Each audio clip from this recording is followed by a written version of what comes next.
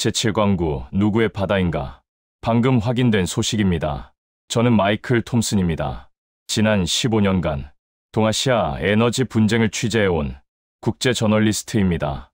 오늘 여러분께 전할 이야기는 제가 지금껏 본 것 중 가장 충격적입니다.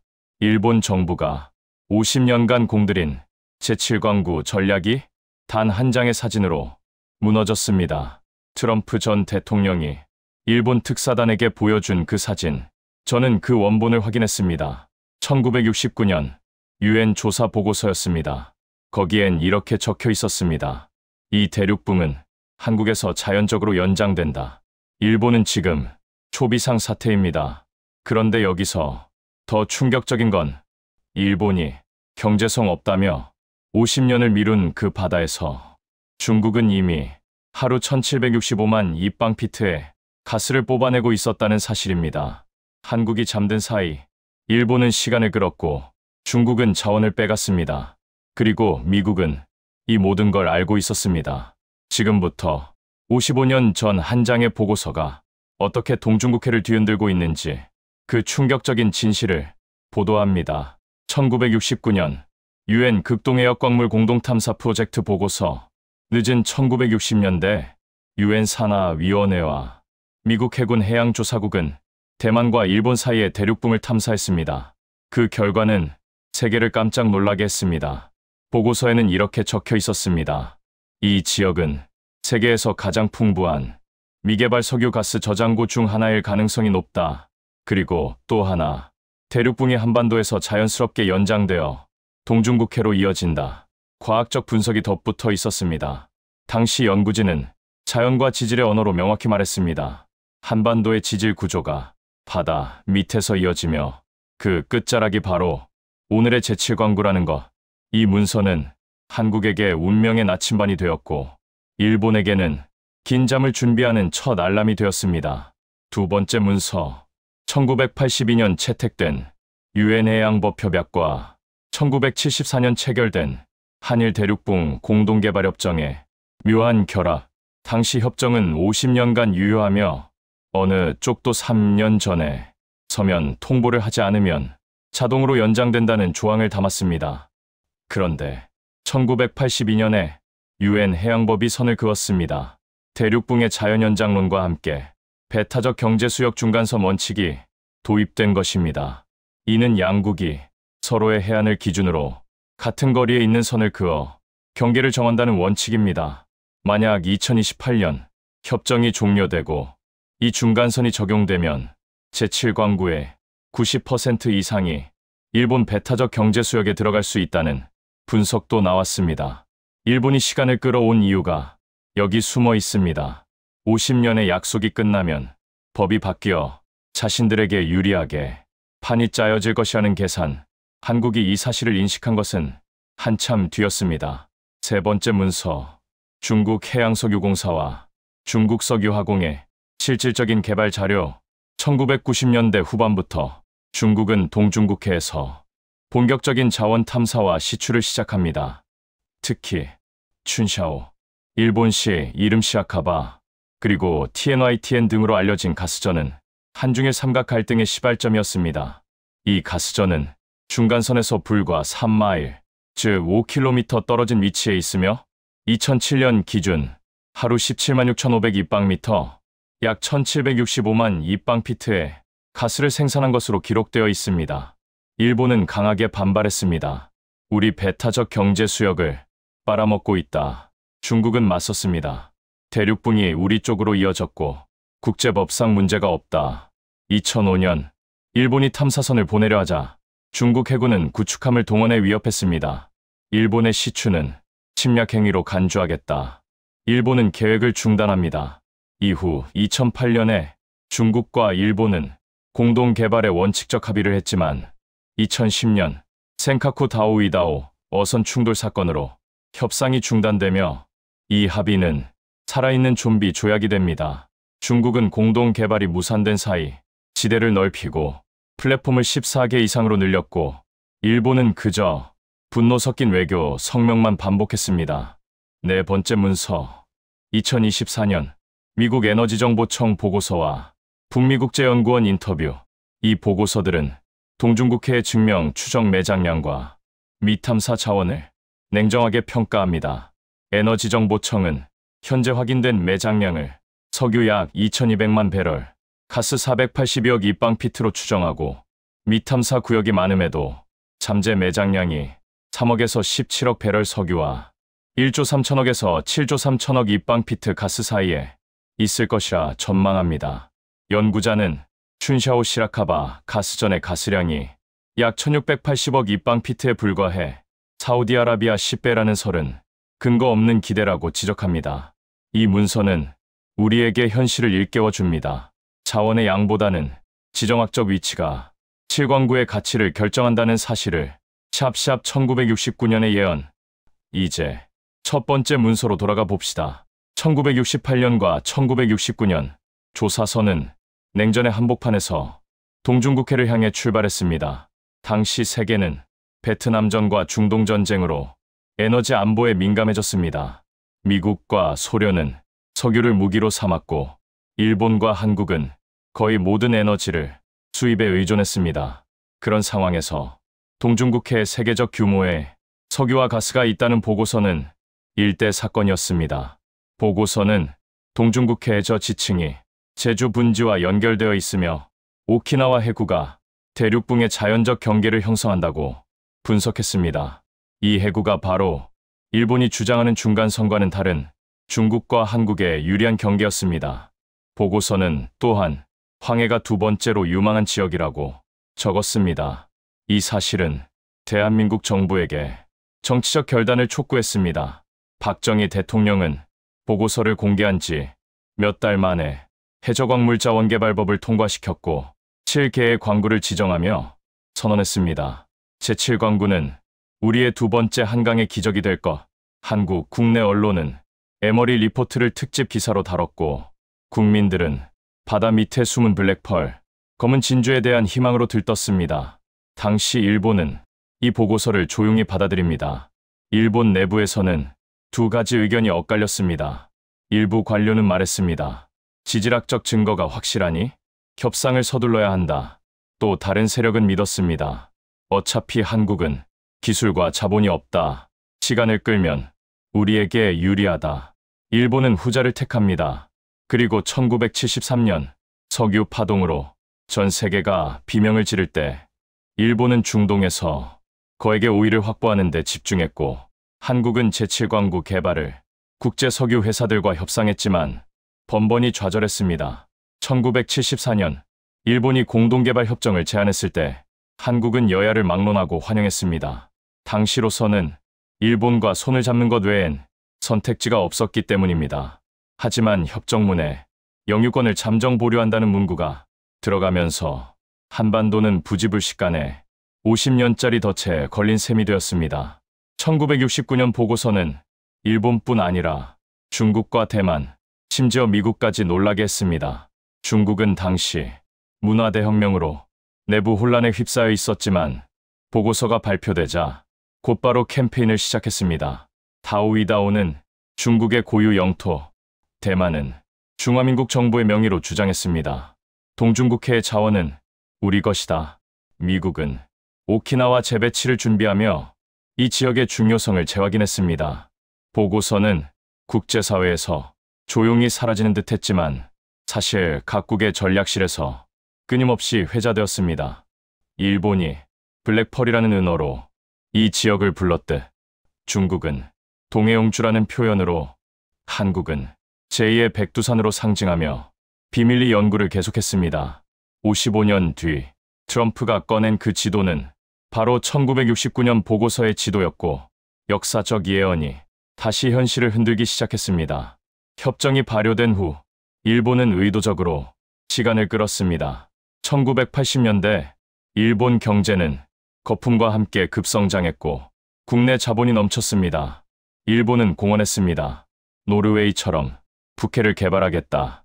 하지만 동중국해에는 손을 대지 않았습니다. 이유는 간단했습니다. 기술이 부족해서가 아니라 법적 유리함을 기다리고 있었던 것입니다. 1982년 유엔 해양법이 중간선 원칙을 채택하자 일본은 미소를 감추지 못했습니다. 50년만 견디면 우리 것이 된다.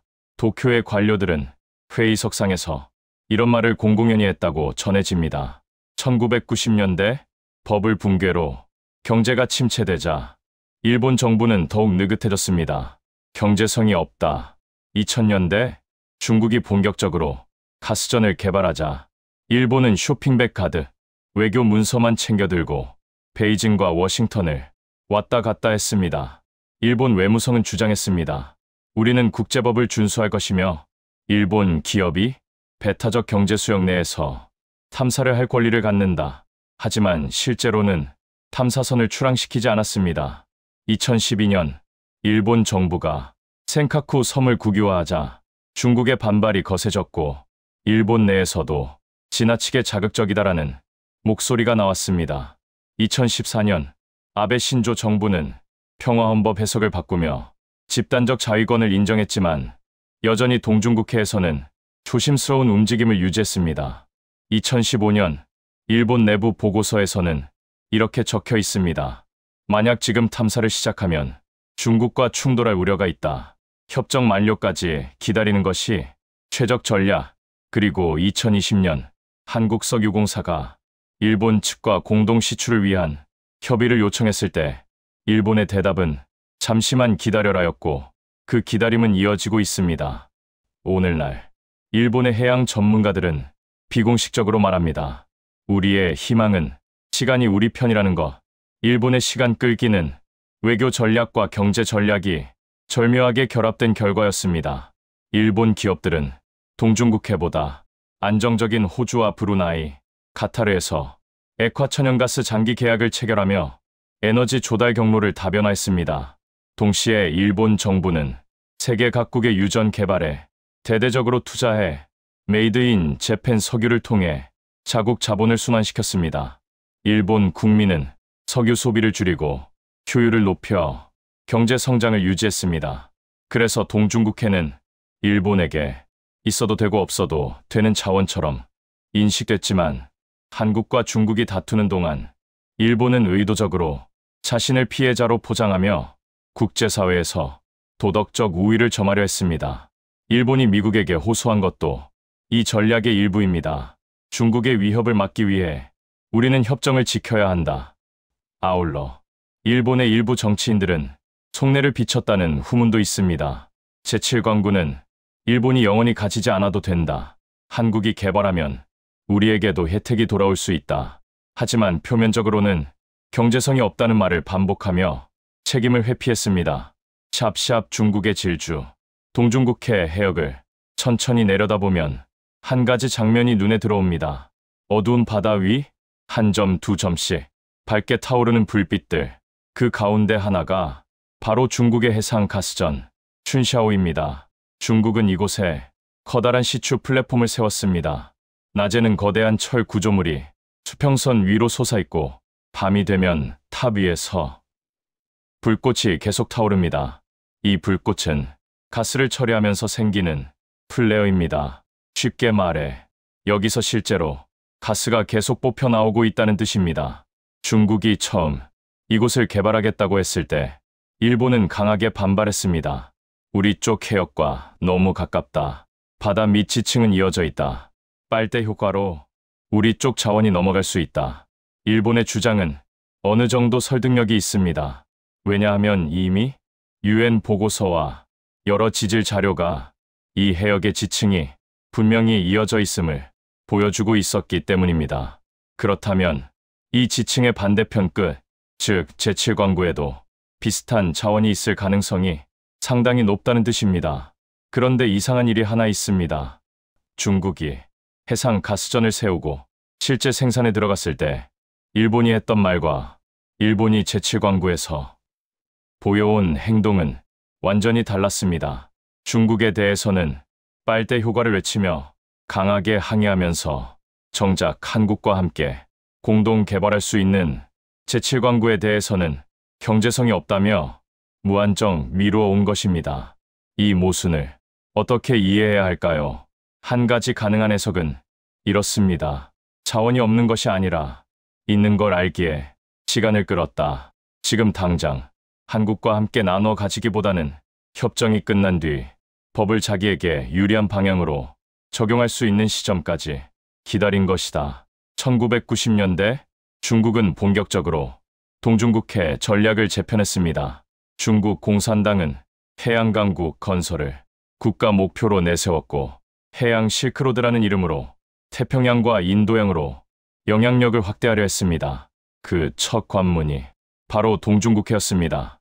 2003년부터 2005년 사이 중국은 춘샤오 가스전에 천문학적 자금을 쏟아부었습니다. 시추선과 플랫폼을 세우고 해저 파이프라인을 깔았으며 상하이까지 연결하는 육상 파이프도 완성했습니다. 2005년 일본이 탐사선을 보내려 하자 중국 해군이 출동했습니다. 함대에는 소브레멘니급 구축함도 포함되어 있었습니다. 중국 외교부는 공식 성명을 냈습니다. 일본의 시추는 중국 주권에 대한 침략 행위로 간주한다. 일본 탐사선은 계획을 중단하고 돌아갔습니다. 2008년 중국과 일본은 춘샤오 시라카바 가스전을 함께 개발하기로 합의했습니다. 문서에는 이렇게 적혀 있습니다. 쌍방은 호혜 평등 원칙에 따라 공동 탐사 공동 개발을 추진한다. 아름다운 문장입니다. 하지만 실제로는 어떻게 됐습니까? 2008년 서명, 2009년 아무 일 없음, 2010년 센카쿠 충돌, 2011년 대화 중단, 2024년 현재까지 단 한 번도 공동 시추 없음. 문서는 서랍에, 중국 플랫폼은 바다에. 2010년 센카쿠 어선 충돌 사건 이후 중국은 공동 개발 대화를 아예 끊어버렸습니다. 그 사이 중국은 플랫폼을 14개 이상으로 늘렸고 일부 시설은 일본이 주장하는 중간선을 넘어서 더 일본 쪽으로 들어왔습니다. 일본이 항의하면 중국은 답했습니다. 우리는 우리 대륙붕에서 우리 자원을 개발할 뿐이다. 중국은 해상 가스전뿐 아니라 동중국해 전역에 군사활동을 강화했습니다. 공군기와 해군함이 센카쿠 주변을 순찰하고 해경선이 어선 단속을 명목으로 일본 해역에 진입하는 일이 잦아졌습니다. 일본은 외교 성명과 항의만 반복했고 실질적인 대응은 하지 못했습니다. 중국의 전략은 간단했습니다. 말보다 행동, 협상보다 개발, 외교보다 현실. 그 결과 중국은 동중국해에서 사실상의 주도권을 쥐어가고 있습니다. 샵샤, 미국의 계산. 미국은 동중국해를 볼 때 두 가지 눈으로 봅니다. 하나는 에너지 자원의 눈, 다른 하나는 군사 전략의 눈입니다. 에너지 측면에서 보면 동중국해는 완전히 새로운 중동이 될 수 있는 잠재력을 가진 곳은 아닙니다. 하지만 중국, 일본, 한국 세 나라의 경제가 맞물려 있는 만큼 이 해역에서 누가 얼마나 안정적으로 에너지 공급선을 확보하느냐에 따라 지역 내 힘의 균형이 달라질 수 있습니다. 군사 전략의 눈으로 보면 이 해역은 더욱 중요해집니다. 미국 전략가들은 일본 열도와 오키나와, 대만과 필리핀 보르네오로 이어지는 섬들의 연쇄를 하나의 방어선으로 봅니다. 이 선을 제1도련선이라고 부릅니다. 이 도련선 안쪽에 중국의 해군력과 공군력을 가둘 수 있느냐 없느냐, 이것이 미국에게는 아시아 전략의 핵심 질문입니다. 제7광군은 바로 이 도련선 한가운데에 자리 잡고 있습니다. 만약 이 해역이 중국과 일본 사이 애매한 회색 지대가 된다면 중국 해군은 점점 더 자유롭게 태평양으로 나올 수 있습니다. 반대로 한국과 미국이 이곳을 에너지 거점이자 정보와 감시의 전초기지로 삼는다면 제1도련선의 약한 고리를 단단하게 묶어둘 수 있습니다. 그래서 미국에게 제7광군은 단순한 석유와 가스의 문제가 아니라 동맹과 견제, 그리고 앞으로 수십 년간 유지하고 싶은 힘의 균형과 직결된 문제입니다. 미국의 전략에는 또 하나의 측면이 있습니다.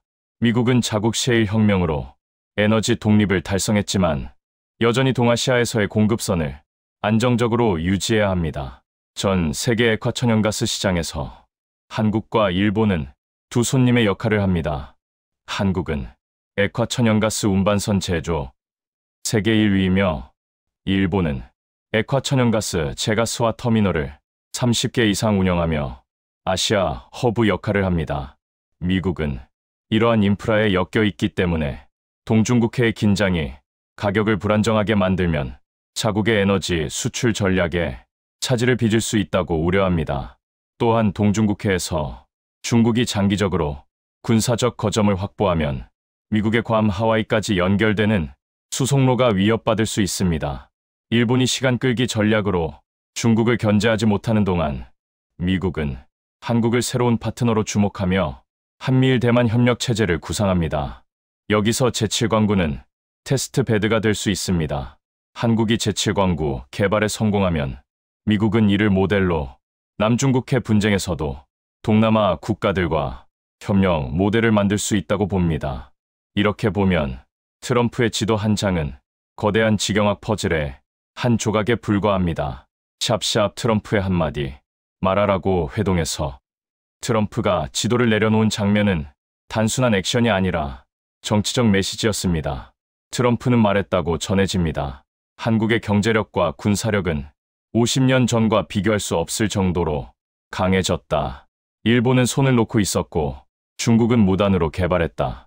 미국은 이제 한국과 손잡을 때 이는 미국 내부의 일부 전략가들이 오랫동안 주장해 온 내용과 일치합니다. 일본 특사단은 충격을 받았습니다. 일본의 관료들은 곧바로 도쿄로 돌아와 긴급 보고서를 작성했고 일본 총리는 새벽 3시에 외교 국방 에너지 담당 장관들을 호출했습니다. 일본 언론은 미국이 한국 편을 들었다는 제목의 기사와 함께 제7광구 이슈를 대서특필했고 일부 매체는 비판을 쏟아냈습니다. 일본 정부가 50년 동안 국민을 속였다. 한편 한국에서는 기대와 경계가 엇갈렸습니다. 미국이 드디어 우리 편을 드는가? 또 다른 함정일 수 있다. 여당 정치인은 외쳤습니다. 이 기회를 잡아야 한다. 야당은 의심했습니다. 미국이 판을 흔들어 우리의 자원을 가져가려는 것 아니냐. 트럼프 회동 이후 일본의 외교라인은 워싱턴과 서울 베이징을 빠르게 돌며 해명과 설득에 나섰습니다. 일본은 미국에 설명했습니다. 트럼프는 이미 대통령이 아니며 차기 행정부의 입장을 확인해야 한다. 한국에게는 요청했습니다. 협정은 아직 유효하므로 아무 행동도 하지 말자. 중국은 이 틈을 이용해 일본과 한국에 각각 다른 메시지를 보냈습니다. 한국에는 미소를 보냈습니다. 한중 경제협력을 강화하자. 동중국해 갈등은 평화적으로 해결해야 한다. 일본에는 경고했습니다. 미국이 한국을 통해 당신들을 배제하려 한다. 그 사이 한국의 시민단체들은 집회를 열었습니다. 제7광구를 즉각 개발하라. 학계는 의견을 내놓았습니다. 국제사법재판소에 제소해야 한다. 트럼프의 한마디가 한국, 일본, 중국, 미국 모두의 외교 지형을 흔든 셈입니다. 한국의 한 외교관은 말합니다. 50년 동안 잠자고 있던 문제를 이제 다시 꺼내놓아야 할 때 트럼프의 발언은 계기일 뿐 우리가 주도권을 잡을 기회에 샵샵 냉정한 숫자. 이제 네 번째 문서의 내용을 깊게 들여다봅니다. 미국 에너지정보청은 동중국해에 현재 확인된 석유가 2200만 배럴, 가스가 480억 입방피트 정도라고 적습니다. 2200만 배럴은 세계 하루 석유 소비량의 약 25%에 불과한 양입니다. 연간 소비량으로 환산하면 세계 소비량의 0.07% 수준입니다. 가스 480억 입방피트도 미국의 하루 소비량에 못 미칩니다. 전문가들은 평가합니다. 영국 북해에 몇 개 소규모 가스전 정도의 규모.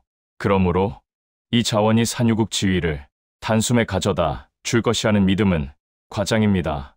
그러나 잠재 자원은 여전히 미스터리입니다. 미국 지질조사국은 동중국해 미탐사 구역에 석유 3억에서 17억 배럴, 가스 1조 3천억에서 7조 3천억 입방피트가 있을 수 있다고 추정합니다. 이는 정확한 데이터가 아니라 확률입니다. 어떤 지역은 아무것도 없을 수 있고 어떤 지역은 거대한 가스 주머니가 있을 수 있습니다. 연구자는 춘샤오 가스전이 1680억 입방피트 규모라고 지적하며 이는 전체 중국 가스 소비량에 하루치에도 못 미친다고 말합니다. 하지만 중국은 그 1680억 입방피트를 전략적 지렛대로 활용합니다.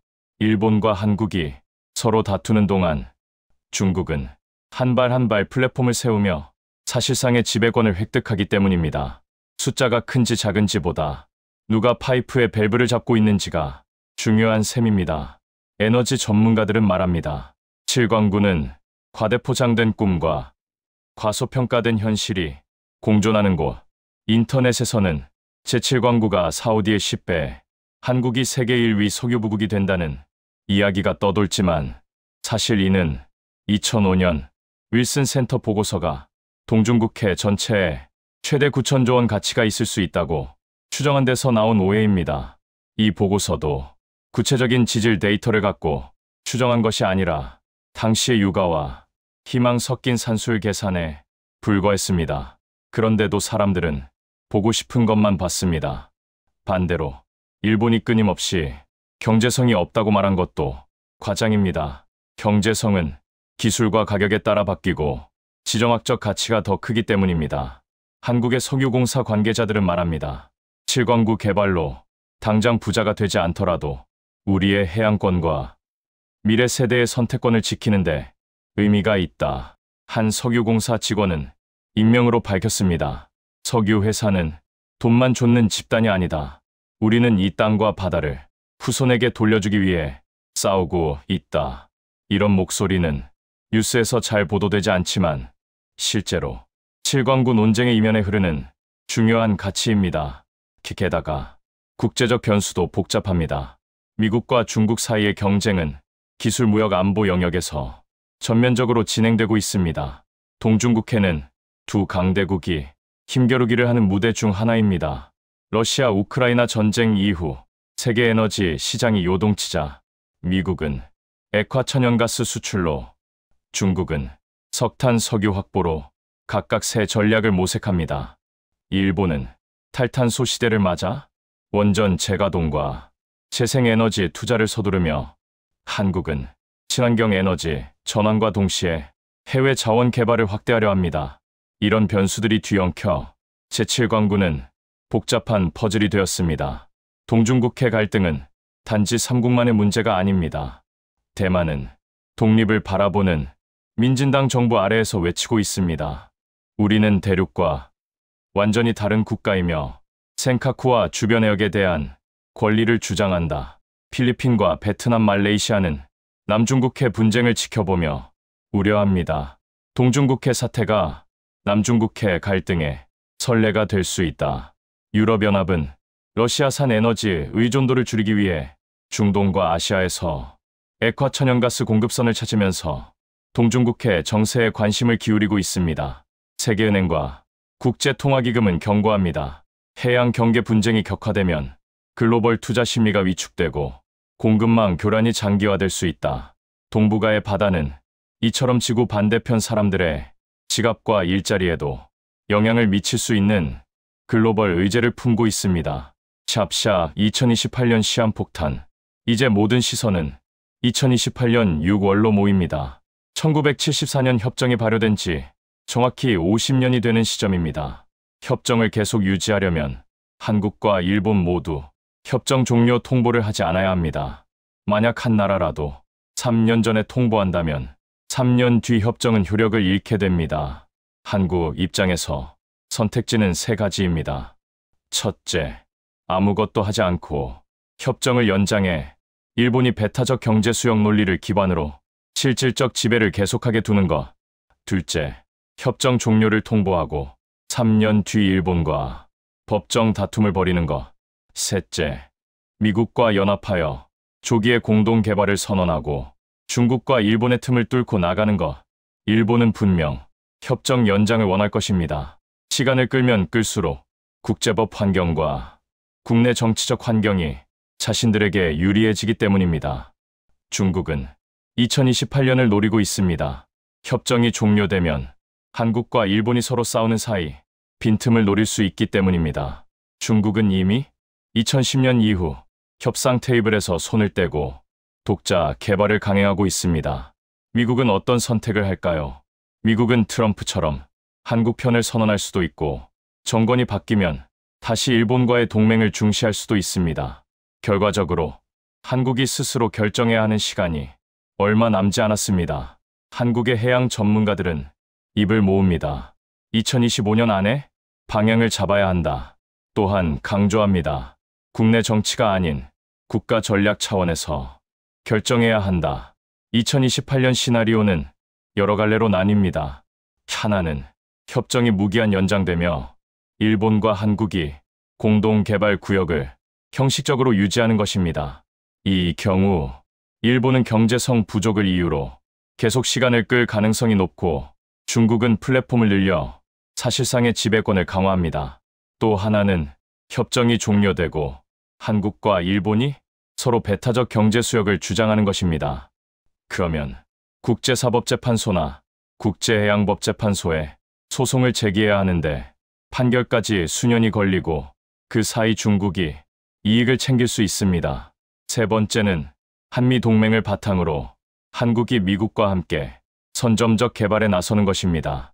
이 경우 일본은 국제법 위반을 주장하며 강력히 반발할 것이고 중국도 해경선과 군함을 보내 긴장을 높일 수 있습니다. 네 번째는 한국이 중국과 합의하여 중한 공동 개발을 추진하는 시나리오입니다. 이는 일본을 고립시키는 전략이지만 미국과 일본의 반발을 살 수 있습니다. 마지막으로 다섯 번째는 동북아 사국이 새로운 다자 협정을 맺어 공동 개발과 공동 관리, 수익 배분을 제도화하는 것입니다. 이는 가장 이상적인 시나리오지만 정치적 신뢰와 시간이 필요합니다. 한국의 선택은 이 가운데 어디쯤 위치해야 할까요? 전문가들은 조언합니다. 단순한 흑백 게임이 아닌 다차원 전략을 구상해야 한다. 샵샵 에필로그. 낡은 지도 한 장이 다시 세상의 모습을 드러내면서 50년간 잠들어 있던 파일이 재생되었습니다. UN 극동경제위원회의 예언, 일본의 시간 끌기, 중국의 빨대, 미국의 돌연선 전략, 그리고 2028년 시한폭탄까지 이 복잡한 퍼즐 속에서 우리는 무엇을 읽어내야 할까요? 한국에게 7광구는 단지 석유와 가스를 넘어 바다를 향한 꿈, 과거의 상처, 미래의 전략이 모두 교차하는 공간입니다. 일본에게는 지켜야 할 체면과 전략적 지렛대이며 중국에게는 태평양으로 나아가는 관문입니다. 미국에게는 동아시아에서의 균형추입니다. 그리고 세계에게는 에너지와 지정화, 주권과 경제가 뒤엉킨 한편의 대서사시입니다. 누가 주인이 될까요? 주인의 조건은 단순한 소유권이 아닙니다. 데이터를 이해하고 국제법을 활용하며 주변국과의 협상에서 승리할 전략을 갖추는 것입니다. 그리고 무엇보다 국민이 현실을 직시해야 합니다. 우리가 꿈꾸던 사우디 10배는 진화에 가까울지 모르지만 그보다 더 큰 가치는 바다를 통제하는 힘, 스스로 결정할 권리, 그리고 후손에게 남겨줄 안보와 경제의 토대일 것입니다.